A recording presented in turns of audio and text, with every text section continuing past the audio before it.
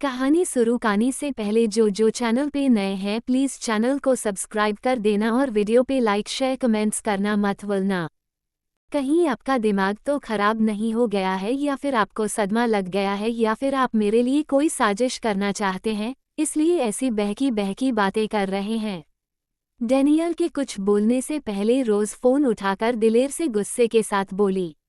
लेकिन रोज़ की आवाज़ सुनकर दिलेर ने गहरी सांस लेकर कहा, मुझे खुशी हो रही है कि तुम भी मेरी बात सुन रही हो और ये कोई साजिश नहीं है और ना ही मैं झूठ बोल रहा हूँ।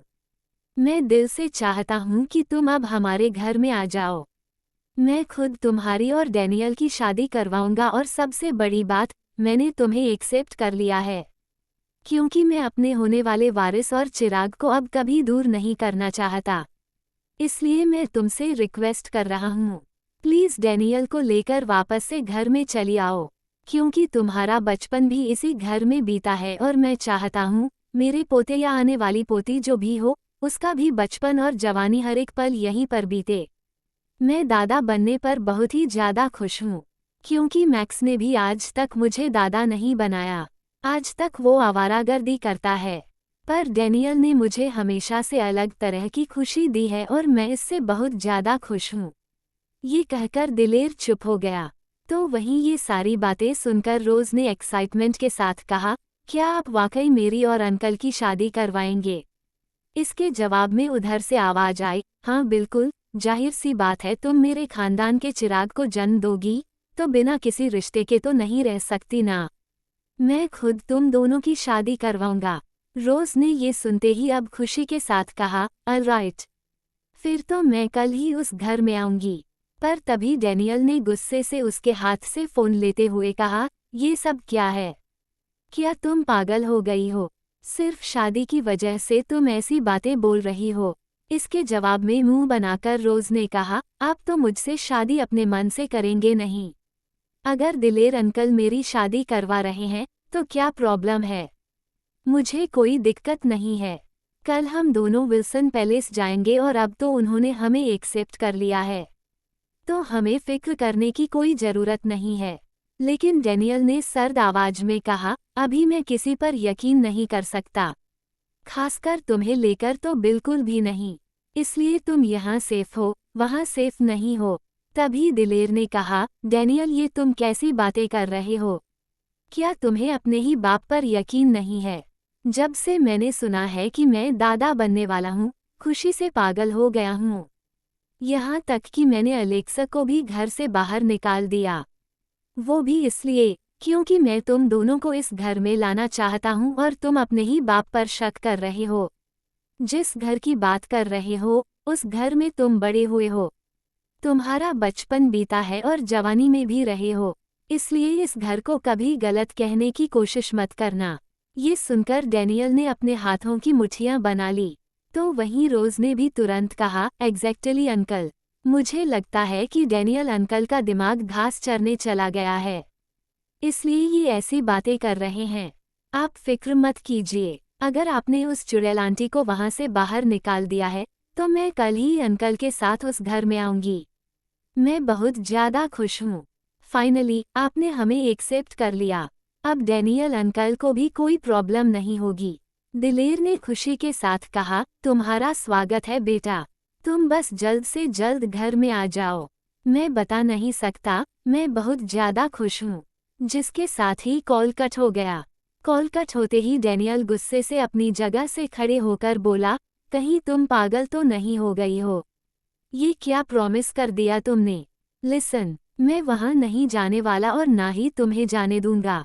रोज़ ने मुंह फुलाकर कहा, आप इसलिए ऐसा कर रहे हैं ना क्योंकि अगर आप वहाँ गए तो आपको मुझसे शादी करनी पड़ेगी। ये सुनते ही डैनियल अपनी सर्द आवाज़ में बोला, व्हाट द हेल, तुम कहना क्या चाहती हो?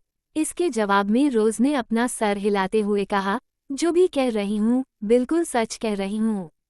आप इसीलिए वहाँ नहीं जाना चाहते ना क्योंकि अभी अभी दिलेर अंकल ने कहा कि अगर आप वहाँ आते हैं तो वो मेरी और आपकी शादी करवा देंगे और आप इसीलिए नहीं जाना चाहते क्योंकि आपको मुझसे शादी ही नहीं करनी। ये सुनकर अब डैनियल गुस्से से उसके चेहरे को पकड़ कर बोला, शायद प्रेग्नेंट होने के बाद तुम्हारा दिमाग काम नहीं कर रहा है। जब से प्रेग्नेंट हुई हो तब से अजीब अजीब बातें कर रही हो। लिसन, अगर मुझे तुमसे शादी नहीं करनी होती तो तुम्हें प्रेग्नेंट ना करता, और शायद तुम भूल रही हो जब मैंने तुम्हें प्रपोज किया था तो मैंने तुमसे कहा था कि मुझसे शादी कर लो। तुमने कभी मुझसे शादी के लिए नहीं बोला। वो मैं था जिसने हमेशा से तुम्हें शादी के लिए फोर्स किया है। लेकिन अगर अभी के लिए मैं मना कर रहा हूँ तो जरूर कुछ सोच समझकर ही मना कर रहा होऊंगा। लेकिन तुम्हें ये बात समझ नहीं आएगी और तुम्हें वहाँ जाना है ना। ओके, मैं चलूंगा, हम कल ही उस घर में चलेंगे। लेकिन याद रखना, अगर कुछ भी होता है तो उसकी रिस्पॉन्सिबल तुम होगी। ये कहकर वो गुस्से से वहाँ से बाहर निकल गया। पर रोज को तो उसकी बातों का असर ही नहीं हुआ। वो तो एक्साइटमेंट के साथ खुद के पेट को पकड़कर बोली, बेबी फाइनली अब आपके मम्मा और डैडी की शादी होगी। मैं बहुत ज़्यादा खुश हूँ। और आपके आने की वजह से आपके ग्रैंडफादर भी खुश हो गए हैं और वो खुद हमारी शादी करवाएंगे। ये कहकर वो सीधे बेड पर आ गई और पिल्लो को हग करके लेट गई। कुछ ही देर में उसे नींद आ गई। इधर दूसरी तरफ जैस्मिन कमरे में बैठी लैपटॉप में काम कर रही थी।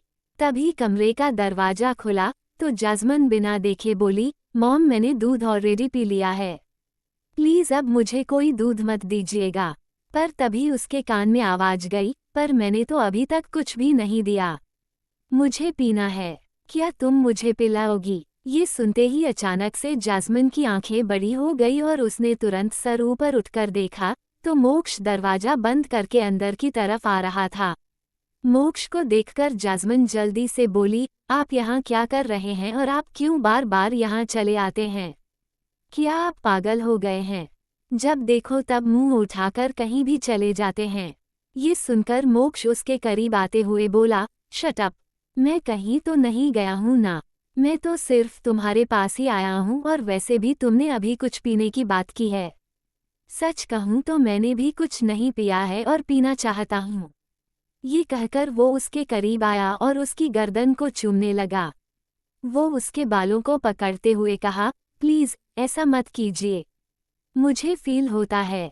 पर मोक्ष ने उसे और भी ज़्यादा टाइटली पकड़ते हुए कहा, फील होता है तो फील करो बेबी, मैं यही तो चाहता हूँ कि तुम मुझे फील करो, प्लीज़ फील करो। ये कहकर वो उसके पूरे गले और गर्दन को चूमने लगा तो जैस्मिन ने ना चाहते हुए भी खुद को उसे सौंप दिया और अपनी आंखें बंद करके उसकी डीप और पैशनेट किस को फील करने लगी। अगली सुबह, बेटा मैं तुम्हें बहुत मिस करूंगी, प्लीज़ अपना वहाँ ख्याल रखना और मुझे मिलते रहना।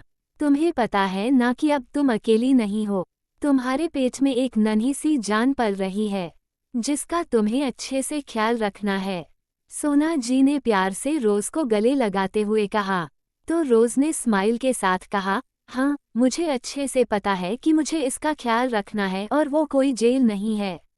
उस घर में मैं पहले भी बचपन गुजार चुकी हूँ, तो आपको फिक्र करने की ज़रूरत नहीं है।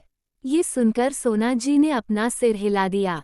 लेकिन अखिलेश ने कहा, पता नहीं क्यों पर अभी भी मेरा दिल नहीं मान रहा है। मुझे नहीं लगता कि वो दिलेर विल्सन इतनी जल्दी सुधर सकता है, मुझे उस पर यकीन नहीं है। ये सुनकर रोज़ ने मुंह बनाकर कहा, यकीन तो मुझे आप पर भी नहीं है, लेकिन फिर भी मैं आपका यकीन करके आपके घर में रही हूँ ना इतने महीने, तो आपको इतना ज़्यादा परेशान होने की ज़रूरत नहीं है। वैसे भी मैं वहाँ 8 साल की उम्र से रह चुकी हूँ, तो आप फिक्र मत कीजिए।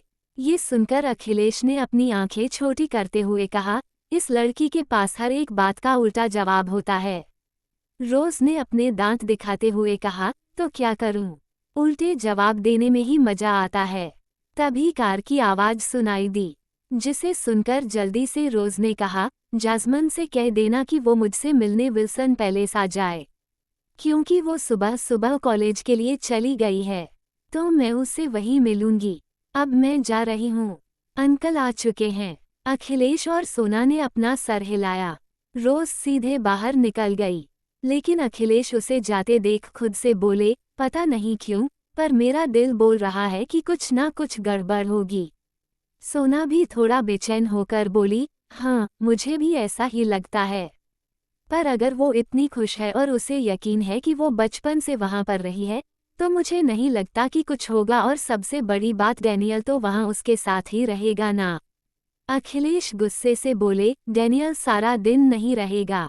वो सारा दिन अपने काम में बिजी रहता है, इसलिए मुझे टेंशन हो रही है। सोना ने प्यार से कहा, आपको इतना ज्यादा टेंशन लेने की जरूरत नहीं है। देखना सब सही होगा, और हमारी रोज खुद एक माफिया है। वो ऐसे कैसे खुद के साथ गलत होने दे सकती है। पर अखिलेश ने कहा, तुम यही तो नहीं जानती, वो दिलेर विल्सन किसी शैतान से कम नहीं है। ये सुनकर अब सोना भी खामोश हो गई। वहीं दूसरी तरफ कुछ ही देर में कार विल्सन पैलेस के बाहर आकर रुकी। रोज उसे देखकर बोली, फाइनली मैं अपने पुराने घर आ गई। डैनियल उसे घूरते हुए बोला, तुम कुछ ज्यादा ही एक्साइट लग रही हो। रोज कार से बाहर निकलकर बोली, ऑफ कोर्स, पहले ये मेरा घर हुआ करता था, अब मेरा ससुराल होने जा रहा है, तो मैं एक्साइट होऊंगी ना। उसकी बात सुनकर डैनियल ने कुछ नहीं कहा। वो उसके साथ बाहर निकला और बॉडीगार्ड उसके लगेज को लेकर अंदर बढ़ने लगे। रोज डैनियल के साथ अंदर लिविंग एरिया में पहुंची तो दिलेर ने खुशी के साथ कहा, तुम दोनों का स्वागत है। फाइनली तुम दोनों यहाँ आ ही गए। मैं बता नहीं सकता तुम दोनों को देखकर मैं कितना खुश हूँ। इसके जवाब में रोज स्माइल के साथ बोली, खुश तो मैं भी हूँ, पर मैं यहाँ किसी मकसद से आई हूँ और आपको वो मकसद पता है। इसलिए जल्द से जल्द पंडित को बुलाए और जो भी रस्म रीति रिवाज होता है उसे पूरे करके मेरी शादी मेरे अंकल के साथ करवा दीजिए। ये सुनकर दिलेर ने मुस्कुराकर कहा, हाँ बिल्कुल बेटा, तुम फिक्र मत करो। तुम्हारी शादी तो मैं डैनियल से अब जरूर करूँगा, लेकिन हम पंडित से शादी नहीं करवाते, बल्कि तुम्हारी शादी चर्च में होगी। ये सुनकर रोज ने अपनी भौहें आपस में चढ़ाकर कहा, जहाँ भी करना है, जैसे भी करना है, जिस तरह करना है वैसा करो, लेकिन बस मुझे शादी करनी है। ये कहकर वो सोफे पर जाकर बैठ गई तो दिलेर मुस्कुराकर बोले, हाँ बेटा, बिल्कुल मैं जरूर करवाऊंगा। अभी अभी तो तुम आई हो, कम से कम थोड़ा रेस्ट तो कर लो। ये सुनकर रोज ने बस अपना सर हिलाया, पर डैनियल अभी भी चुप था। दिलेर हिचकिचाते हुए बोले, बेटा मुझे पता है मैंने तुम्हारे साथ बहुत गलत बर्ताव किया है, तुमसे तुम्हारा सरनेम तक छीन लिया, पर मेरे कहने से कुछ नहीं होता। तुम हमेशा से डैनियल विल्सन थे और हमेशा रहोगे। मुझे माफ करना, मुझसे गलती हो गई। इसके जवाब में बिना किसी एक्सप्रेशन के साथ डैनियल ने कहा, आप मुझसे बड़े हैं, मैं कौन होता हूँ आपको माफ करने वाला, लेकिन मैं बस इतना कहूँगा कि इसे कोई प्रॉब्लम नहीं होनी चाहिए। ये कहकर वो वहाँ से जाने के लिए मुड़ा तो रोज ने दूसरे ही पल कहा, आप कहाँ जा रहे हैं और आप कब तक आएंगे? डैनियल ये सुनकर बोला, मैं ऑफिस जा रहा हूँ और आते वक्त मुझे रात हो जाएगी, तो तुम डिनर करके सो जाना, और कोई भी प्रॉब्लम होती है तो तुरंत मुझे कॉल करना। मैं यहाँ अपने बॉडीगार्ड छोड़कर जा रहा हूँ, तुम्हें बिल्कुल भी डरने या घबराने की जरूरत नहीं है। ये सुनकर रोज हंसते हुए बोली, आप तो ऐसे बोल रहे हैं जैसे आपके जाने के बाद यहाँ सब मुझे मारने के लिए आ जाएंगे, और अगर कोई हमला करता भी है तो मैं कोई दूध पीती बच्ची नहीं हूँ, सबको उनकी औकात दिखाना अच्छे से जानती हूँ।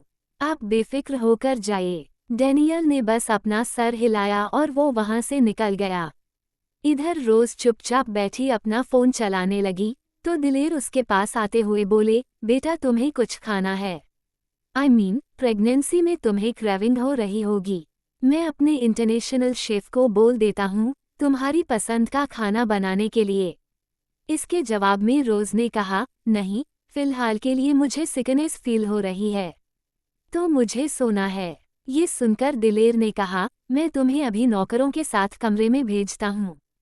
जिसके बाद उन्होंने एक नौकर के तरफ देखा तो नौकर ने सर हिला दिया और फिर रोज सीधे कमरे की तरफ बढ़ गई।